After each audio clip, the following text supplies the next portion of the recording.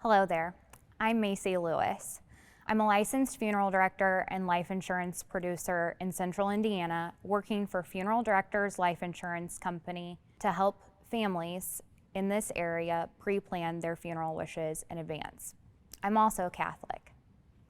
I wanted to share with you a bit today about myself and the reasons why I feel pre-planning is an important part of our faith when it comes to funeral wishes.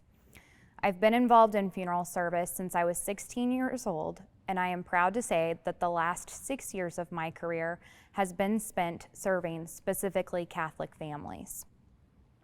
The Mass of Christian Burial, or rite of Christian burial, is truly an integral part of our faith.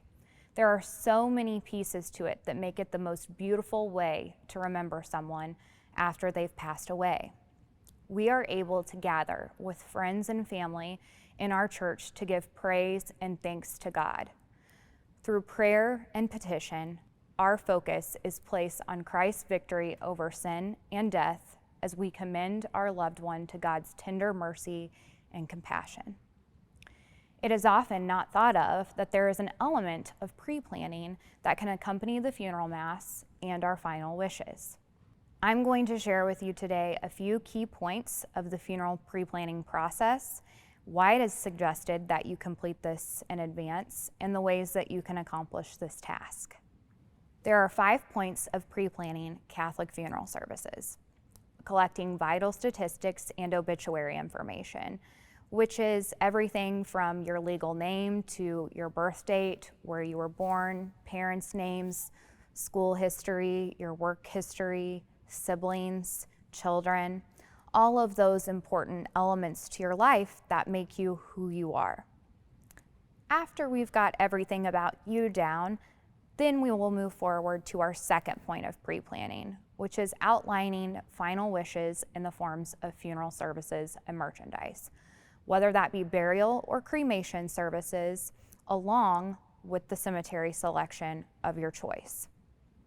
The third point of pre-planning is ensuring that you have away from home protection in place, meaning if you pass away in Florida or while visiting the Vatican, your family will not be burdened with having to figure out how they are going to get you back to your home state so that your funeral services can take place. It also ensures that your remains will be respectfully cared for upon their return. The fourth part of pre-planning is discussing the financial solutions to planning. There are many different ways that we can go about pre-planning and pre-paying for funeral services. My job is to sit down with everyone and to figure out what exactly is the best way for them.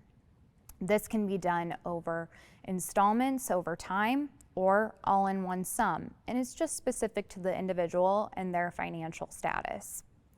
And lastly, specific to our faith, the fifth part of pre-planning funeral services is selecting readings, songs, and other details of the funeral mass so that our most intimate wishes of our faith can be carried out on the day of our funeral service. So at this point, you're probably wondering, well, why do we pre-plan, Macy? Well, we plan ahead for weddings, retirement, children's college tuition, and many other major events in our lives, including vacations. So doesn't it make sense to pre-plan and prepay for one of the most difficult things that the people we love will have to endure upon our passing? Planning ahead provides us with peace of mind that when a death occurs, our wishes will be clearly outlined, alleviating those decisions from our family members and easing the emotional and financial burdens that they will have to experience. It prevents mistakes from occurring, such as if a person has expressly known and made it known that they want to be buried and then they are cremated, all while saving money and preventing any confusion on how to proceed. A couple of questions I get from families over time that are Catholic, that are either they've been faced with a death or they are planning in advance. It seems this is the very first question that they sit down and ask me. Macy, is cremation acceptable in the Catholic Church? And to answer that question, yes.